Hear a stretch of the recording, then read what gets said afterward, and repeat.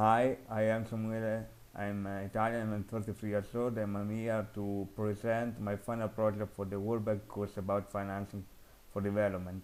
I will show my proposal, which apply for a local area where I live, and I hope it could be applied for other area in around the world according to a local approach. And I'll start talking.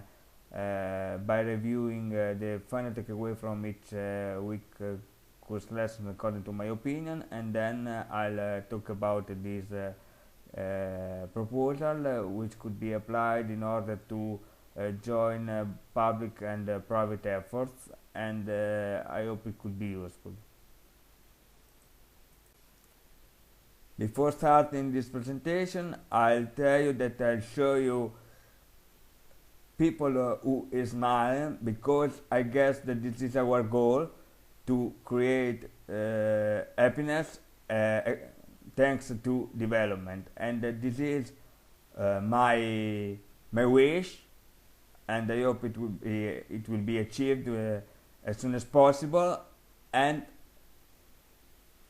I tell you my proposal that I hope it could be helpful to achieve the development, to achieve that goals, the SDGs, which in turn will create happiness and smiles. As you surely know, 2015 is a pivotal year for the World Bank, because it's the year in which they set up new development goals that will replace the MDGs. And the Sustainable Development Goals are universal and interdependent, so it's crucial to develop a system by which it is possible to share global values to eradicate poverty and all the other issues, but at the same time they should be applied at a local level. MDBs and the IMF support countries in achieving their goals by providing financial support, technical assistance, and policy advice. And as we learned from the second week of the Financing for Development course, domestic resources are the keys for development, but it's really very important for low-income countries to overcome many challenges which are related to the lack of infrastructure and basic needs.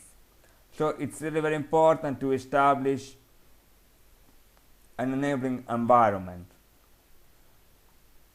and this is really the truth, because we need to take into account that the private sector investment decisions are only driven by risk and return considerations, and they are short oriented. And even philanthropy is really very important, but no one is obliged to make philanthropy. And in this case, we should take into account that even the World Bank and other international institutions suggest that blended finance is really very important, because it brings together public and private sectors in a way that enables both of them to meet their social and financial objectives. So I'll take 1 minute to talk about my point of view.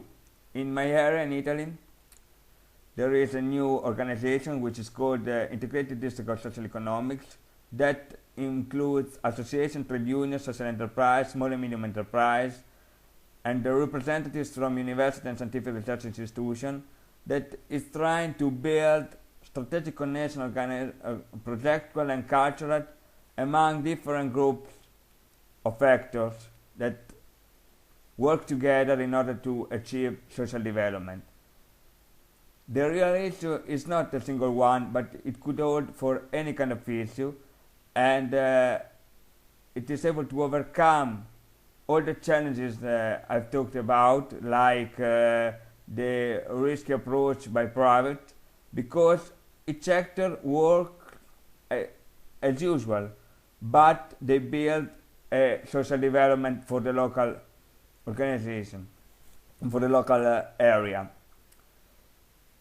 In this case, I guess that philanthropy could be a great way to build funds for unexpected events, while this kind of organization, which is called a social integrated district, could be useful to produce development in the area because each operator is able to work as usual. Private are able to create competitiveness while NGO and association could manage and help the poor, and it's a way to even boost the UNOS model of social business, which is the model in which an organization, a company, is able to achieve the break-even point and then all the revenues are invested for the poor. I guess this is a model that could be applied anywhere where there's need, and it's a model that can be applied in order to apply at the local scale the global values.